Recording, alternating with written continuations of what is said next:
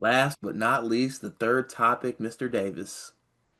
All right, segment number three. Carter, how do you feel about icebreakers? I'm elite at them, but I'm not necessarily a fan of them. I bet you're really good at coming up with fun facts, two truths and a lie. This time we're going to go with some highs and lows. That's segment number three today. I want to look at Borzello's top 25, which he does have one updated on June 2nd. And we're going to find three teams outside of the top 15 that we could see making the final four, or they could be unranked outside of the top 15 or unranked. And then we're going to find three teams in the whole top 25 that we think will be unranked by January. And we got to go bold with one of them and pick like a one top 10 team. Ooh, okay. All right, I can do that. I'm trying to get Borzello's. I was inspired by this when you and Ralph, I think it was a question of you and Ralph looking down the rankings and seeing how low you would go before, like, what's the lowest ranked team you could see making the final four. So I figured let's make a whole segment out of this. All right, let's do it. Where do we start? So, okay, let me hold on one second. Sorry, I should have had Borzello's top 25 pulled up. There's, oh shoot, I clicked on the wrong thing. I know. I need Borzello to be better about this because like the first one that comes up is his iteration from April 7th. It's Yes, like when can we get the updated? I see one from a month ago. there for some reason the SEO on ESPN is not clicking right now. Shame on And them.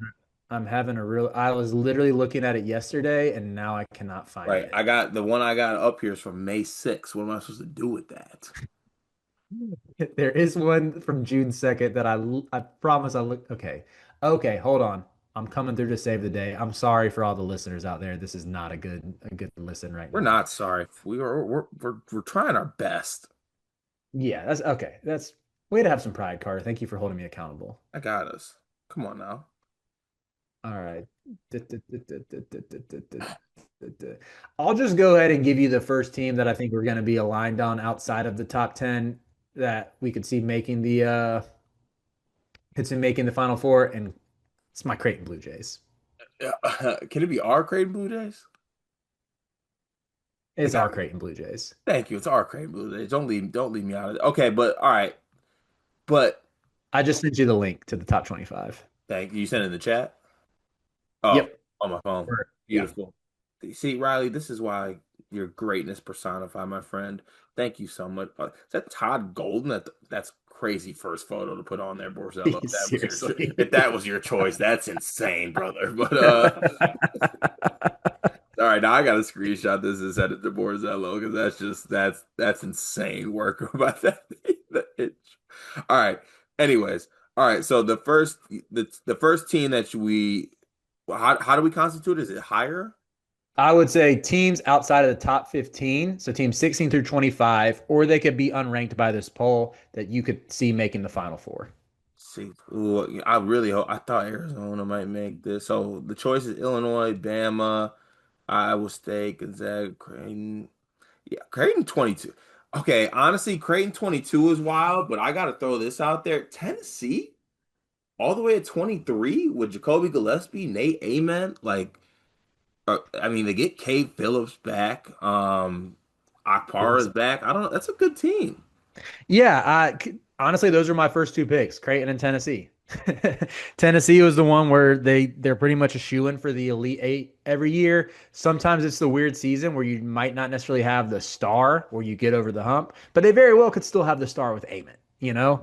Yeah, I definitely think that could be the case. All right, is UNC in this? UNC was my third. UNC was your third. I did say this the other day though. I don't know if you listened to it. Like I sneakily like UNC's roster and what they can put out there. I just don't want to be hurt by Hubie.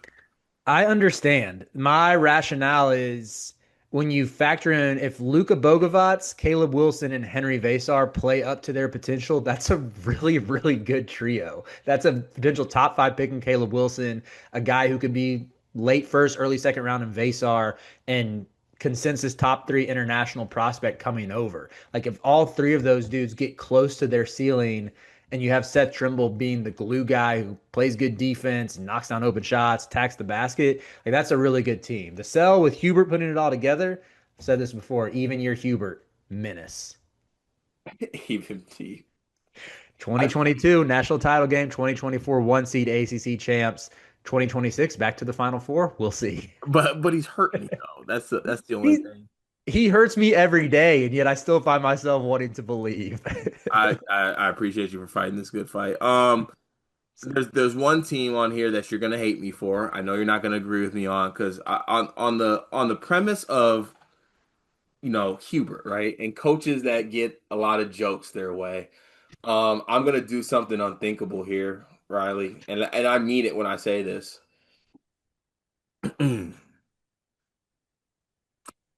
I like Ohio State.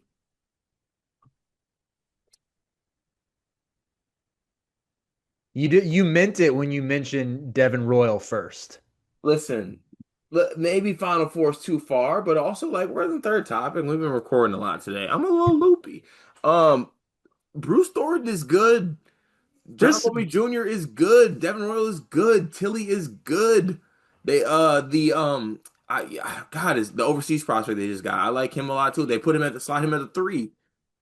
Deepers beat Matt Painter and Mackey. I don't know. I want to go here and say good, but like this team's got something, right? Like he I just don't want Bruce Thornton to leave Ohio State as just like this habitual loser of basketball games. He's too good. He's way too good. This video is brought to you by NBA 2KLab.com. 2K Lab worked with us last summer as well. They're one of our favorite entities in all of sports gaming. We want to show you their college basketball stadium locator challenge game. And I'm going to share a screen right now as we do this.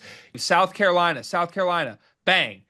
Oh, Ooh, okay, that's pretty good. Next, North Carolina. Why are we only getting the Carolinas? please Bang. lock in. St. John's, that's New New York. York. Bang. Where's New Jersey? We're on fire. Colorado. I actually don't know what state Colorado is. It's in Colorado. There's a state of Is that Colorado. this one? It's to the right of Phoenix. Anyway, you get the picture. This game's really fun. They've got more games as well, like Guess the NBA Player, Mystery Fantasy Draft, and more. Stay tuned for all of the college football content and games that they'll be putting together to help you get the best experience out of college football 26. Back to the video. It truly has made no sense where you had like that first year of Bruce Thornton, or was it his second year when they started out like 10 and 0 and missed the tournament, lost to Pete Nance on that game winner. Then Second. you had the reverse of that where they got hot when Diebler got the job, the year you got Dale Bonnard. Like maybe this is the year where they're just good from the start.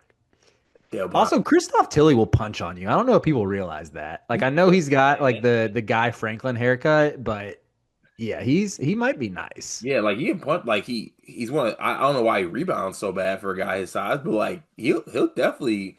I'm gonna be an Ohio State Buckeye this year from afar. I like the. I'm not saying you gotta join me, but I'm not ready to say I like the Buckeye shout, but I respect it. I respect it. all I want is your respect. Are there any other teams that you feel like need to be in this? Maybe Wisconsin, but I'm ready to go ahead and say which teams we think will be unranked by January. Let's get to it. All right, first team, and I don't think you're gonna agree with me, but I don't see it with Iowa State's roster. I am actually 100% with you. I know Otts has such a high floor to where they're going to get the benefit of the doubt for a while and they're going to beat up on a bunch of sub 300 Kimpom teams. There's a chance come January when they start to get into the thick of Big 12 play, they could lose some games. This roster is kind of stinky. Yeah, I'm with you on that. Okay, wow, I didn't think we'd be aligned on that one. Who else you got? So I think you're going to hate this one for my bold pick, but and it's a little it contradicts myself where with how I just gassed up their program for how consistent they've been, but Texas Tech, I think Hey, it's Greg has been saying they're a three-person team. Is there I should cut you off. I mean, it truly everything would have to go wrong because Toppin might just be that good. And I think Christian Anderson's about to break out.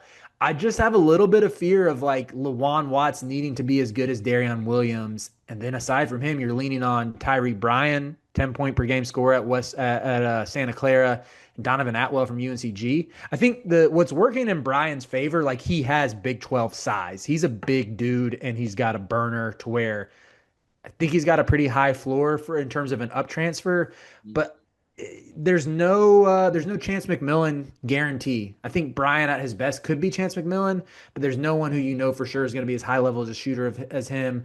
And then losing, oh my gosh, what's the dude's name? Drake transferred again. Overton.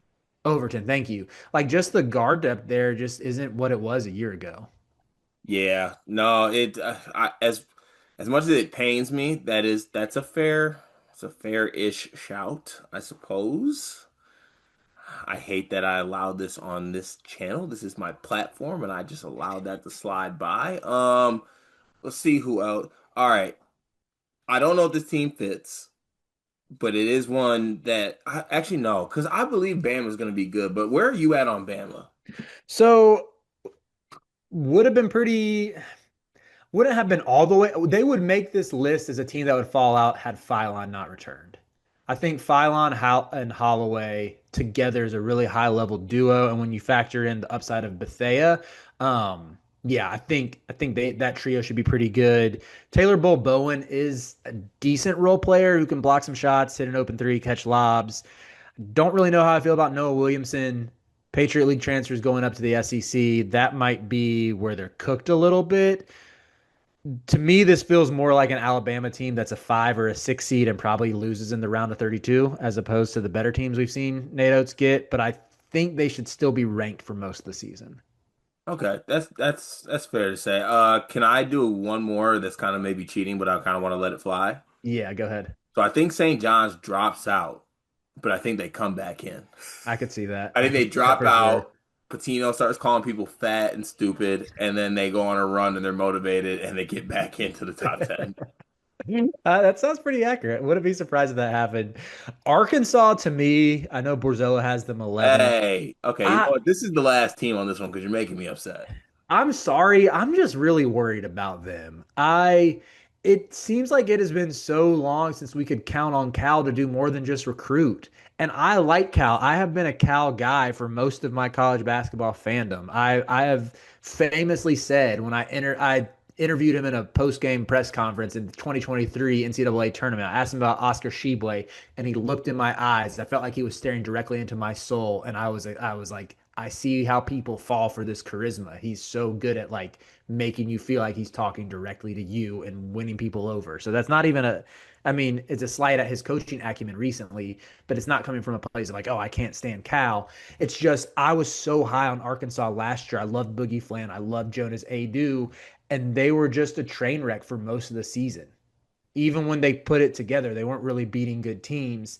And I fear that Darius Acuff is the 5-star version of what people think Jasper Johnson is, just a shot chucker who pounds the air out of the ball and can't make his teammates better. And if he's not like that guy, I mean, do you just become a DJ Wagner centric team again? That's a Are scary we? thought. I love Malik Ewan too. I think Malik Ewan's super talented and should be a stud with better players around him. But I just think there's pretty serious downside to the Hogs this year. All right, way too many teams that could be my teams dropping out of here, so I'm going to end this topic right now before I get upset. But that was fun, Riley. Thank you.